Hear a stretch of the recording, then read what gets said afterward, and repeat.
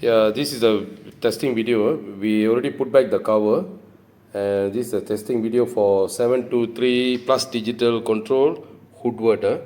As you can see here, alright, this is the listing of it, and also the incoming supply, it should be like 80 to 40 VDC.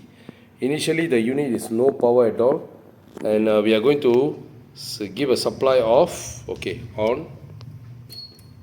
It will be 27 volt. As you can see, once we apply the 27 volt, the LED 1, LED 2, LED 3 and LED 4 and power light is okay.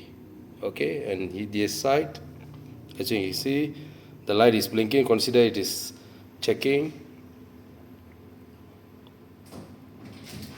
And in short while the CPU okay, the light will be on. It will take around 15 to 20 seconds.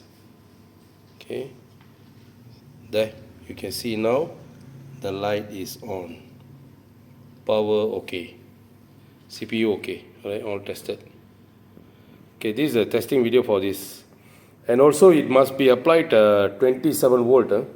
So don't apply 20 lesser than this. If you apply lesser than this, it won't on the unit. Okay, all right.